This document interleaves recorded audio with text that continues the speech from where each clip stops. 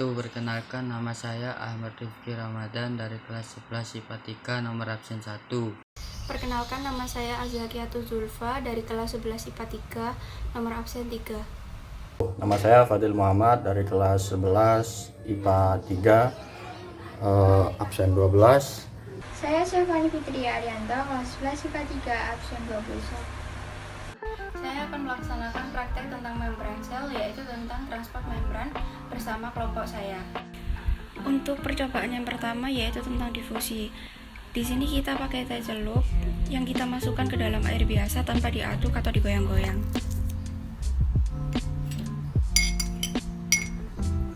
Selanjutnya untuk percobaan yang kedua yaitu tentang peristiwa osmosis.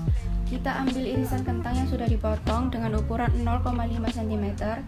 Kentang ini akan saya masukkan ke dalam air yang berisi garam dan air yang berisi air biasa.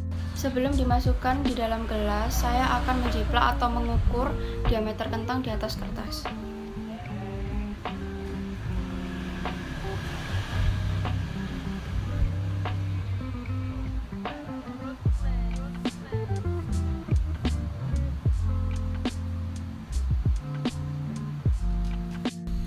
Kalau sudah, masing-masing irisan kentang kita masukkan ke dalam gelasnya masing-masing.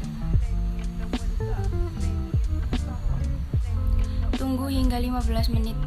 Perhatikan teh yang kita celupkan dalam gelas. Ternyata ia larut dalam air. Peristiwa ini dinamakan dengan difusi, di mana larutan konsentrasi tinggi yang kita perumpamakan sebagai tehnya dan zat yang larut ke dalam air merupakan konsentrasi rendahnya. Sekarang kalau peristiwa osmosis, sebelumnya kita akan mengeluarkan kentang dari dalam gelas, lalu kita tiriskan.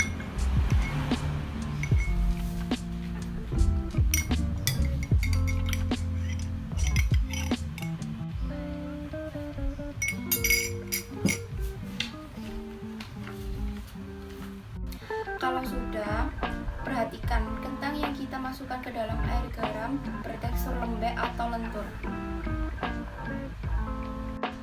Lalu kita jiplak di tempat yang tadi.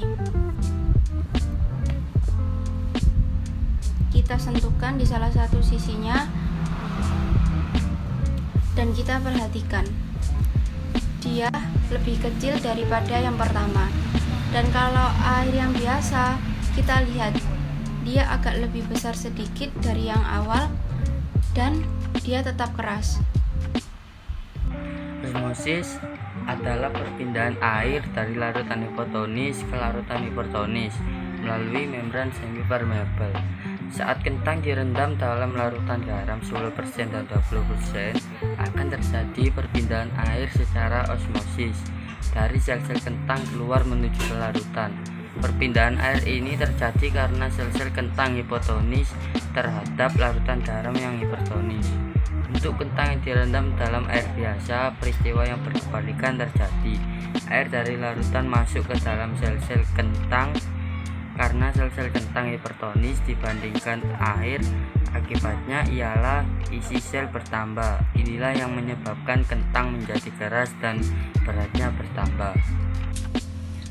Oke, sekarang saya akan menjelaskan tentang transport membran. Transport membran ada dua macam, ada difusi dan ada osmosis. Difusi adalah perpindahan zat dari konsentrasi tinggi ke konsentrasi rendah. Osmosis adalah perpindahan zat dari konsentrasi rendah ke konsentrasi tinggi melewati selaput semipermeabel. Nah, sekarang saya akan menjelaskan ini. Ini ada sel hewan. Kalau sel hewan ini dimasukkan ke dalam larutan hipertonik atau larutan yang konsentrasinya lebih tinggi, maka sel hewan ini akan keluar dan akan mengalami perubahan, yaitu krenasi atau mengkerut. Kemudian kalau sel hewan ini dimasukkan ke dalam larutan isotonik, sel hewan ini akan menetap normal atau stabil.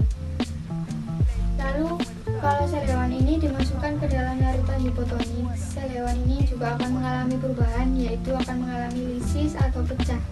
Saya di sini akan menjelaskan efek apa yang terjadi apabila sel tumbuhan diberikan larutan hipertonik dan hipotonik, juga isotonik. Seperti yang saya ilustrasikan di sini, jika sel tumbuhan diberikan larutan hipertonik atau larutan yang memiliki konsentrasi lebih tinggi daripada sel tumbuhan yang kita bahas, maka cairan yang ada di sel tumbuhan akan keluar. Jadi membran sel yang ada di dalam dinding sel tersebut akan mengerut dan lepas dari dinding sel, rusak dari dalam karena cairannya berpindah keluar. Untuk larutan hipotonik yang lebih memiliki konsentrasi lebih rendah daripada sel tumbuhan yang kita bahas, maka larutan hipotonik ini akan masuk ke dalam dan menambah volume dari tumbuhan itu, dan dinding sel ini menahan perubahan yang terjadi tersebut sehingga dia akan membengkak, membesar. Dan untuk larutan isotonik yang artinya saja sudah dua larutan yang memiliki konsentrasi zat terlarut sama, sehingga apa yang terjadi ya normal, seimbang. Apa yang masuk kemungkinan akan keluar, dan yang keluar kemungkinan ada cairan yang masuk, sehingga sel tumbuhan tidak rusak dan sebenarnya tidak memiliki perubahan apapun. Jadi seperti itu.